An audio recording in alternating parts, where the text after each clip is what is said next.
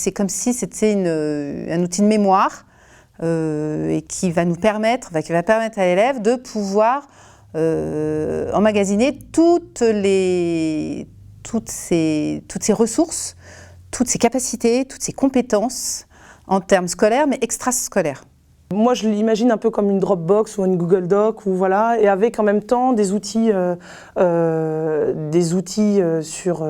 pour le jeune par rapport à son orientation, par rapport à son parcours. Donc, il peut insérer toutes les expériences qu'ils peuvent faire dans le collège ou en dehors du collège sur Folios. Ça va nous suivre au long de notre scolarité et pour notre parcours professionnel un peu plus tard. C'est comme une clé USB, mais une clé USB plus outillée. C'est un petit peu comme un curriculum vitae, une petite mallette de sa vie de collégien jusqu'à sa vie de lycéen, voire après, et qu'on peut ouvrir à n'importe quel moment, et on peut y sortir les informations qu'éventuellement pourrait nous demander dans le cadre, par exemple, d'un entretien professionnel. Ça sert à se découvrir avec le CV, parce qu'on doit parler de soi, ce qu'on aime et tout ça, donc c'est pas forcément des questions qu'on se pose tous les jours. Rien que par exemple, on prend le CV qu'ils peuvent mettre sur Folios, qu'ils peuvent créer directement sur Folios. Je trouve ça hyper pertinent, notamment mettre les qualités.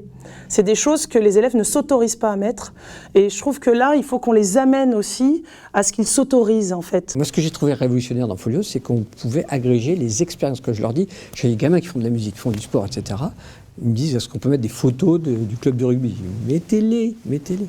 Quand vous allez être en entretien de situation en seconde, voilà, je fais ça, et après en terminale, j'aime ça ou j'aime moins ça, et ainsi de suite. Et ça, c'est extraordinaire. Voilà, et ça, là-dessus, il faut absolument insister, et c'est cette valorisation. Ça les pousse à travailler sur eux-mêmes, à se connaître un peu plus, et surtout, quelques années plus tard, ils voient ce qu'ils ont informatisé il y a quelque temps. Et ça, c'est bien de pouvoir voir cette évolution, pour l'élève lui-même, pour la connaissance de ce qu'il est. Et c'est bien de pouvoir suivre sur plusieurs années.